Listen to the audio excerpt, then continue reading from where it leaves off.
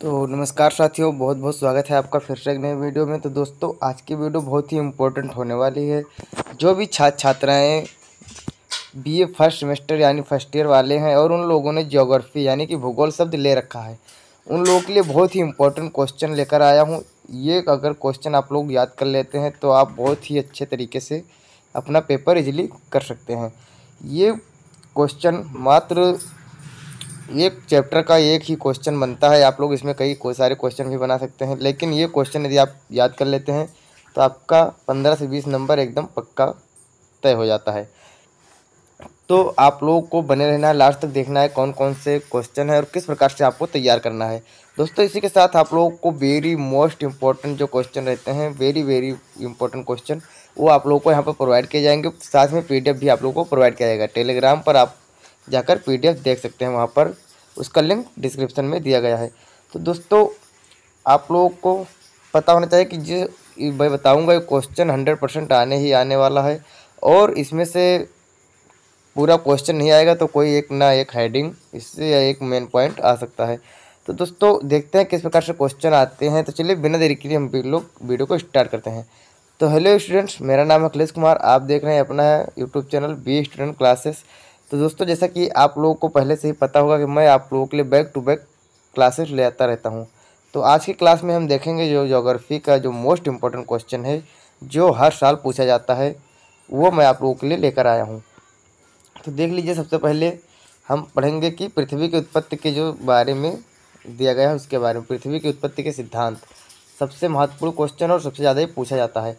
तो आप लोगों को पता होगा जैसे कि पृथ्वी से रिलेटेड है, तो पृथ्वी सौरमंडल में विद्यमान सभी ग्रहों में सबसे महत्वपूर्ण है, क्योंकि केवल यही जीवन संभव है। जैसा कि बहुत सारे वैज्ञानिकों का भी मानना है, मतलब उनका मानना है कि ऐसी बहुत सारी और सौरमंडल में हो सकती हैं पृथ्वी जैसी ग्रह, लेकिन अभी तक अपने सौरमंडल में केवल पृथ्वी ऐसा एकमात्र ग्रह है जहाँ पर जीवन संभव है।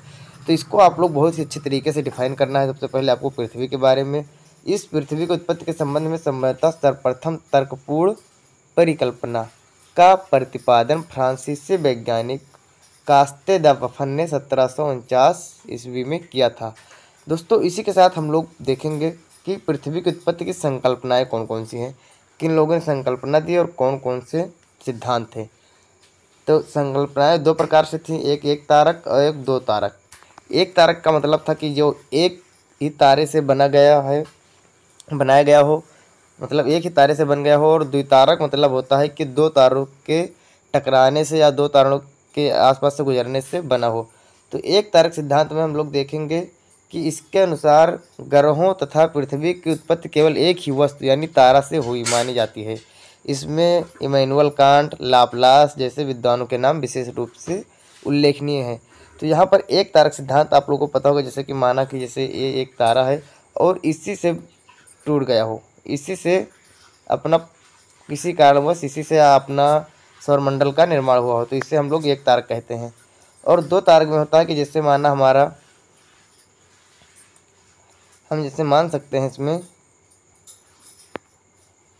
कि हमारा एक तारा था और कोई तारा बगल से गुजरा, बगल से आगे की ओर निकला फिर से, और इधर से कुछ भाग इसकी उधर लटक गया, ये फिर या बीच में ही रह गया। तो इससे क्या हुआ, या कोई आकर इसमें टकरा गया तो विस्फोट हुआ। तो इस कारण से जो दो तारक माना जाता है। इस संकल्पना के अनुसार क्या कहा, ग्रहों या पृथ्वी की उत्पत्ति एक से अधिक यानी कि विशेष रूप से दो तारों के संयोग से बनी हुई है। इस विचारधारा के अनुसार चैम्बरलिन तथा मोल्टन, जीन सिम जेफरी रसेल तथा ऑटो सिम्ड जैसे विद्वानों की संकल्पना उल्लेखनीय है।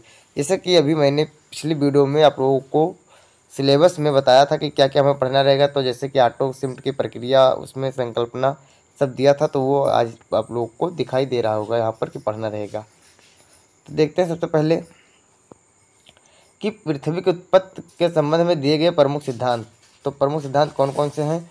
तो पृथ्वी की उत्पत्ति के प्रमुख सिद्धांत निम्नलिखित हैं। कौन से, कांट का सिद्धांत। दोस्तों, यहाँ पर शॉर्ट में दिया गया है, यदि आप इसको लॉन्ग में पढ़ना चाहते हो तो लॉन्ग में भी मैं प्रोवाइड कर दूंगा। सेकंड मतलब नेक्स्ट वीडियो में आप लोगों को पूरा डिस्क्रिप्शन में मिल जाएगा डिटेल्स में। अभी ये केवल शॉर्ट में वीडियो के माध्यम से, जैसे एक क्वेश्चन है तो ये क्वेश्चन के हिसाब से दिया गया है।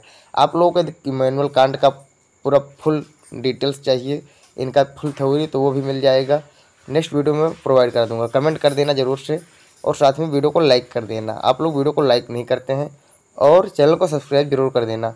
इमैनुअल कांट के सिद्धांत के अनुसार ब्रह्मांड में छोटे छोटे गतिहीन कण उपस्थित थे जो आपसी आकर्षण बल के कारण ये पिंड एक दूसरे से टकराए और इससे घर्षण बल की उत्पत्ति हुई तथा ऊष्मा उत्पन्न हुई।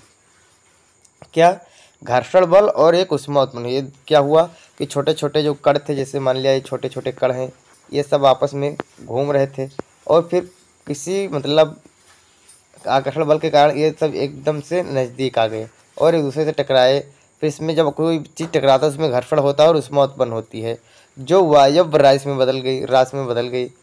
अब जब वायव्य राशि में बदल गई तो ऊष्मा की वृद्धि के कारण पिंड की गति भी बढ़ने लगी।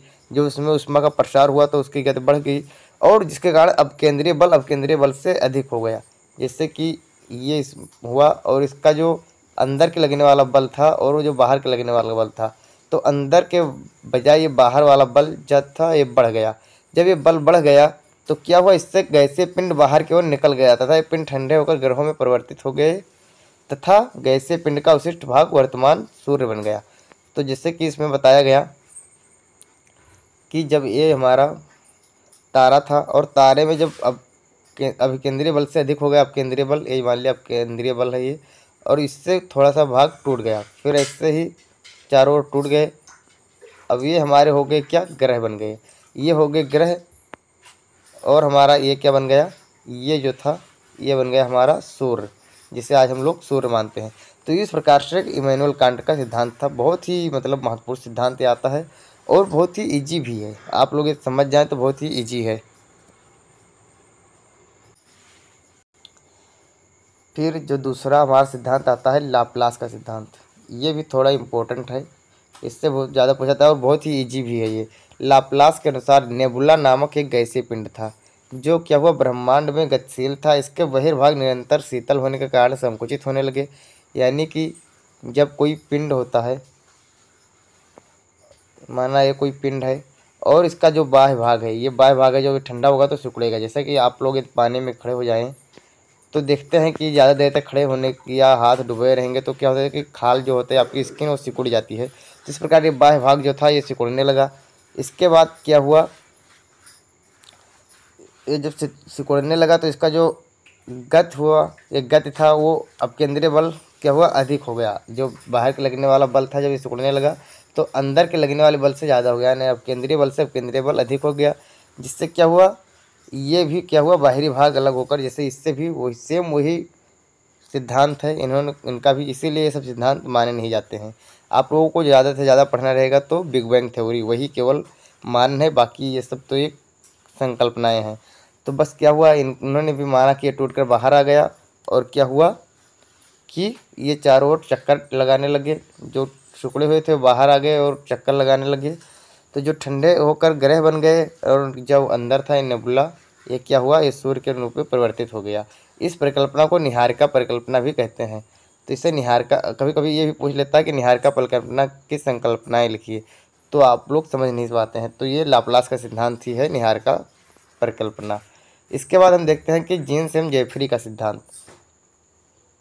जीन्स एम जेफरी का सिद्धांत देख लेते हैं कि इनके अनुसार क्या है, ब्रह्मांड में सूर्य एक गैसीय पिंड के रूप में विद्यमान था जो अपने अक्ष पर घूर्णन कर रहा था।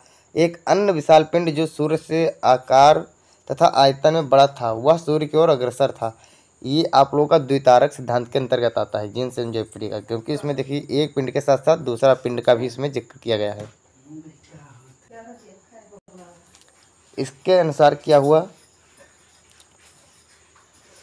जैसे इसमें माना गया कि ये विशाल पिंड था और दूसरा विशाल पिंड जो था ये बड़ा था, ये सूर्य के बगल से गुजरा। तो क्या हुआ कि इसका कुछ हिस्सा टूट कर इधर चला गया। जैसा कि मैंने पहले ही आपको बताया था कि क्या हुआ, इसके सूर्य के निकट आने से ज्वारीय शक्ति के प्रभाव से सूर्य के बाहरी भाग में उभार आया। जैसे ये सूर्य है तो इसका ये जो हिस्सा था ये उभार आया, जिससे क्या हुआ, फिलामेंट के रूप में एक भाग अलग हो गया। जैसे ये क्या हुआ, फिलामेंट के रूप में एक अलग हो गया। फिर क्या हुआ, जिसका बीच में चौड़ा था, किनारे वाला भाग पतला था। इस भाग से टूटने और ठंडा होने से विभिन्न ग्रहों की उत्पत्ति हुई। जिसे आप लोग देख सकते हैं कि जैसे ये टूटा तो ऐसे ही क्या हुआ, ये ठंडा हो गया और ये ग्रह बन गए। और वर्तमान में संदर्भ में जो देखा जाता है इसे क्या कहते हैं, ज्वारीय परिकल्पना भी कहते हैं। और ये हमारा बन गया सूर्य, तो इसे हम ज्वारीय परिकल्पना भी कहते हैं। आप लोगों को पूरा नाम याद रखना है कि जीन्स एंड जेपरी का सिद्धांत क्या है, ज्वारीय परिकल्पना है। नेबुला का सिद्धांत यानी लाप्लास का सिद्धांत क्या है, तो निहारिका परिकल्पना है। तो ये आप लोग को याद रखना है। इसी के साथ रसेल का सिद्धांत हम लोग देखेंगे कि रसेल का सिद्धांत क्या है।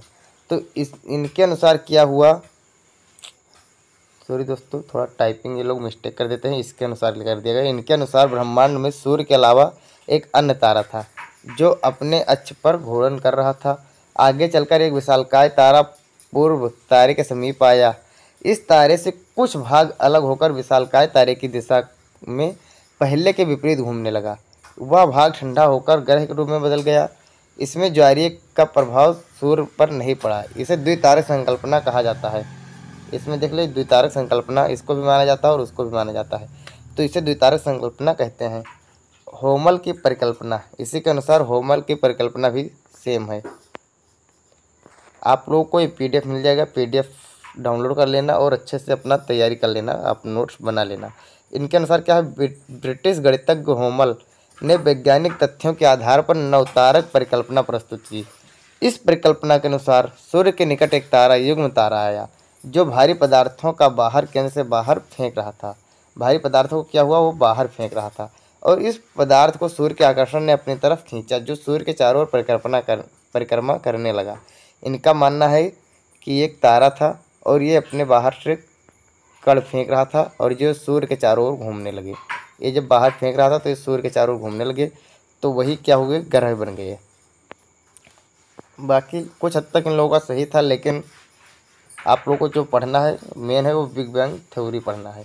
ऑटो शिफ्ट का सिद्धांत, इनके अनुसार भी द्वितारक का ही दिया गया है कि पृथ्वी की उत्पत्ति धूल कण एवं गैस के संगठित रूप से हुई। ये ठोस रूप में इस तरह परिवर्तित हुए कि इनमें सूर्य की आकर्षण शक्ति से टूटने की प्रक्रिया समाप्त हो गई। सूर्य के चारों परिभ्रमण की गति भी घर्षण के अवरोधों से धीरे धीरे कम होने लगी, जिससे धूल कण घनीभूत होकर तस्तरी के रूप में बदल गए, जिससे आगे चलकर ग्रह का रूप ले लिया। इनका आप लोगों को बहुत अच्छे से पढ़ लेना है। ऑटो शिफ्ट का कभी कभी पूछ लेता है परिकल्पना लघुत्तरी में, आपका 8 नंबर में या 6-7 नंबर में, तो आप लोगों को बहुत अच्छे से इससे तैयार रखना है। फिर हम देखते हैं बिग बैंग सिद्धांत। बिग बैंग सिद्धांत कब से, आज से कम 15 अरब पूर्व, 15 अरब वर्ष पूर्व। इनका मानना है कि 15 अरब वर्ष पूर्व ब्रह्मांड में एक विशाल अग्निपिंड था। क्या था, एक विशाल अग्निपिंड था जिसमें अचानक से विस्फोट हुआ। इनका मानना है कि इसमें से विस्फोट हुआ, कुछ रीजन नहीं बताया गया लेकिन इसमें विस्फोट हुआ ये बताया गया है। तो विस्फोट हुआ तो क्या हुआ कि जिसमें काले पदार्थों की उत्पत्ति हुई। इसमें कुछ पदार्थ निकले,